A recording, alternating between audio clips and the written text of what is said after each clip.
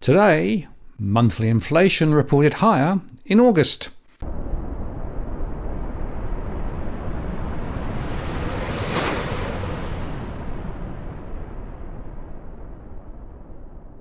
Hi again, it's Martin North from Digital Finance Analytics, one of those posts covering finance and property news. Well, as expected, the monthly consumer price index rose to 5.2% in the 12 months to August 2023, according to the latest data from the ABS.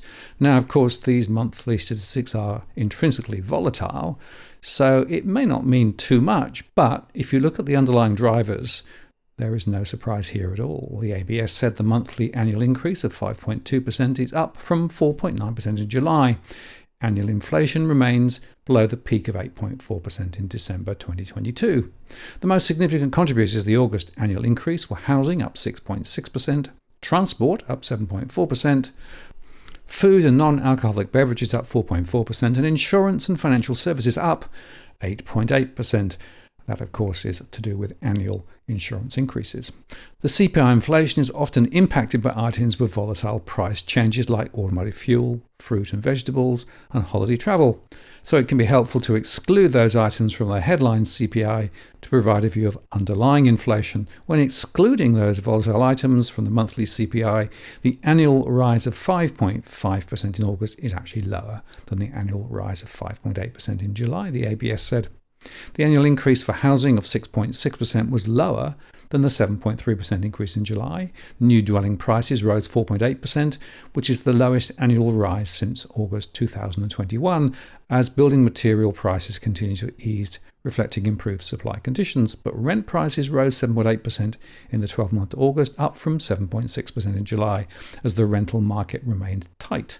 And electricity prices rose 12.7% and gas prices rose 12.9% in the 12 months to August, reflecting increases in wholesale prices. And rebates from the Energy Bill Relief Fund, introduced in most cities from July, did reduce the impact of electricity price increases for eligible households. Automotive fuel prices rose 13.9% compared to 12 months ago, and in monthly terms, automotive fuel prices rose 9.1% just in August alone. The annual movement in automotive fuel remains volatile, partially reflecting price changes from 12 months ago, when automotive fuel prices fell 11.5% in August 2022, and price rises this month combined with base effects have seen the annual movement for automotive fuel increase 13.9% in August compared to a fall of 7.6% in July, the ABS said.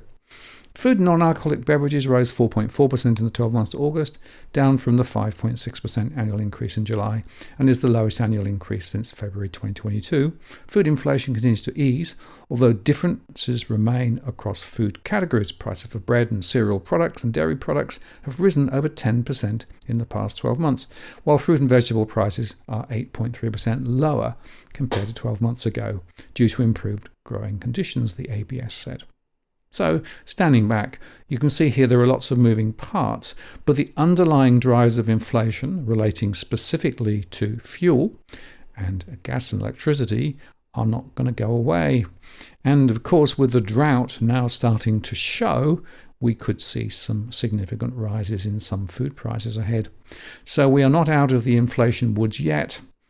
And of course, there's a big debate as to what extent the headline versus the underlying or core or trimmed mean is the most accurate. In fact, I'll make a show on this in the next few days because it's a big and important debate.